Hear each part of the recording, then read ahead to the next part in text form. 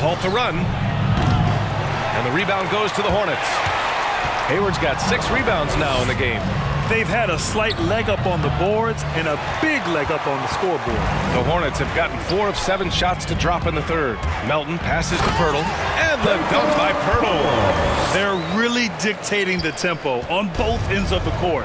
You love it. Starting to take over here, building a big lead that could ultimately prove insurmountable. Now here's Rubio. Well, he hasn't put up any points yet in this one. Out to the right wing. Here's Duarte. Oh, nice finish from the low block. That one's good. Oh, it's all about the assist on that play. He puts it in the perfect spot. Ball against Rubio. Hayward for 3. It's good. And the assist that time from Ball. Ball's got 6 assists in the game. Indiana's got nothing to fall from outside in this third quarter. Ball against Rubio. Outside heel. Launches it. And the rebound goes to the Hornets. Melton passes to Johnson. Oh, and Johnson slams it in. Their offense has been unstoppable, just firing on all cylinders. Oh, and they're showing no signs of letting up. I love this approach right now. They value each possession. Pass to Hield. There's 48 seconds left to play in the third quarter here. Back to Rubio. Jacks up a 3. Pirtle grabs a miss. Here's Charlotte. They're on an 18-4 run. Here's Hayward. And there's the rejection. And they'll get another chance. Pirtle against Turner. Here's Hayward. And the layup is good off the glass. Hayward's got 11 points in the quarter. And they've really managed to dominate inside. Ooh, poked away. Pass to Duarte.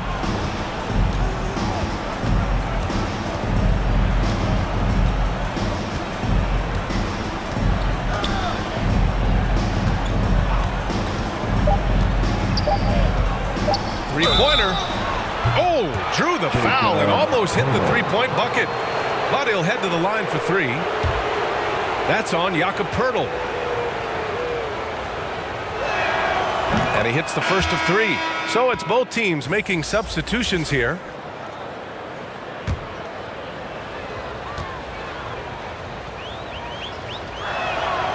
And he's good on the second.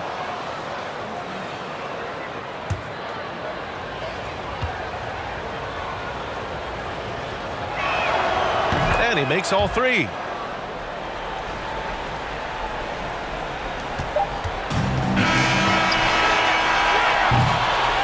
And here at the end of the third, it's a double-digit ball game.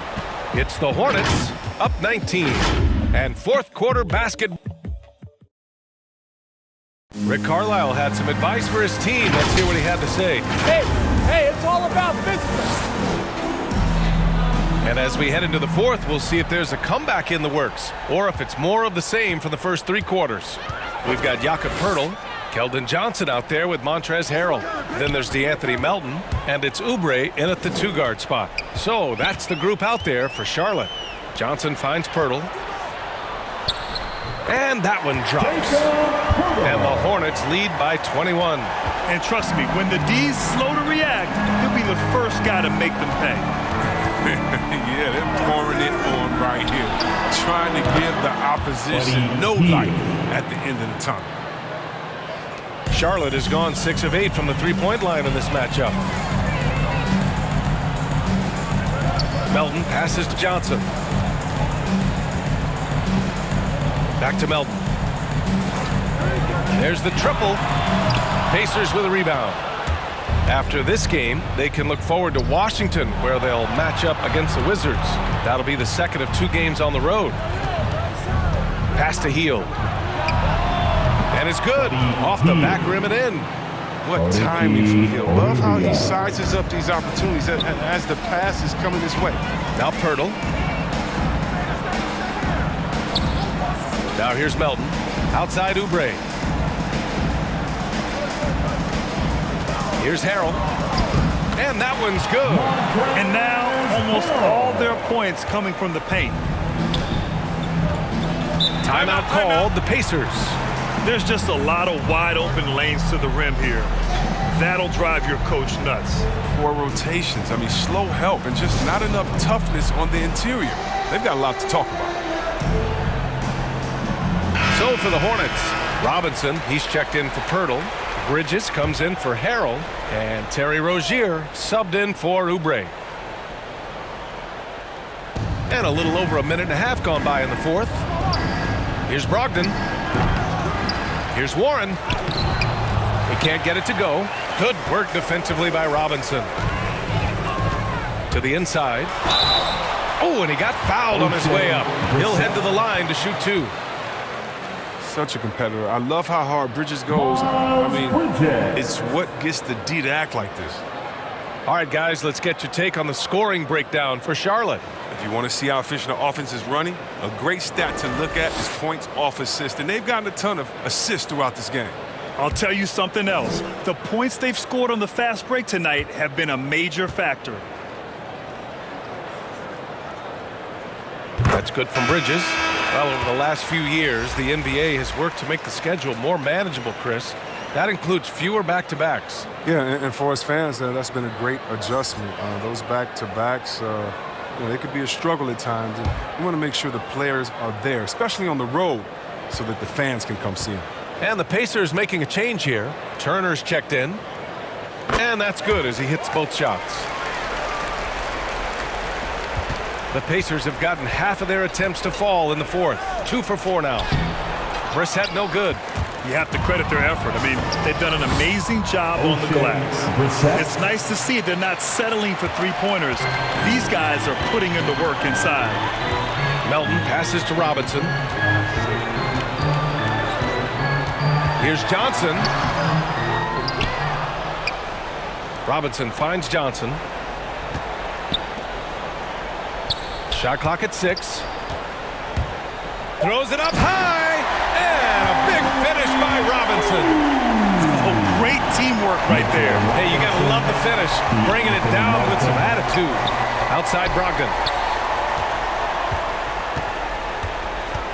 A little over 2.5 minutes have passed here in the fourth. Halliburton misses. For Charlotte, they've gone 3 of 5 since this fourth quarter started. Johnson against Halliburton. It's Johnson with a drive. Robinson passes to Johnson. Melton outside. Second chance shot. Rebounded by Halliburton. The Pacers shooting about 43% since the fourth quarter began. Floats one. Rebounded by Johnson. Johnson's got 4 rebounds in the game. Pass to Rozier. Here in the fourth quarter, just under 2.5 gone by. Well, your 7 seconds or less Suns really paved the way for the pace and space style that we see throughout the league today, Grant. You know, BA, it really did. But, you know, it's interesting. I think there were those back then that thought it was kind of gimmicky. But, boy, has it changed. And I feel like we could have had more success if we had just gone all in on that approach. Timeout call, the Hornets. Well, we hear about NBA players whose dads played in the league or overseas. But for Tyrese Halliburton, his father, John, was a referee. I mean, that man, Tyrese, was exposed to the game at such a young age. His father, John, took him to basketball camps starting in preschool. And when you watch how Tyrese plays, it's obvious he has a great feel for the game. And now let's present our New Balance Player of the Game, Tyrese Halliburton. And there was absolutely nothing they could do to slow him down in this one. It seemed like every shot he put up went in. And his teammates responded smartly by continuing to feed him all night.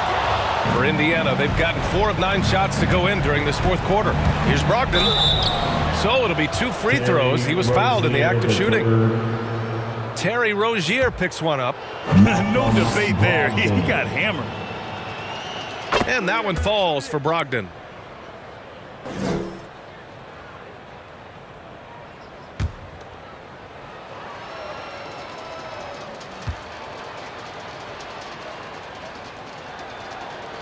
And that one goes in. 2 from the line that time. 1:52 left in the game. Hayward outside. Pass to Rozier. Hey, who's watching them? Warren against Hayward.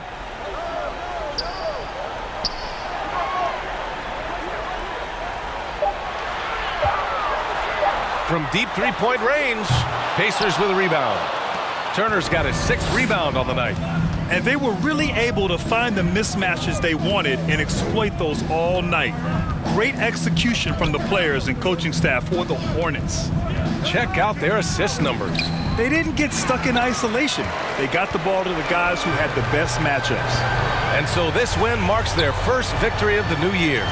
And against a familiar opponent, it's nice to establish a psychological advantage with a win in the first game.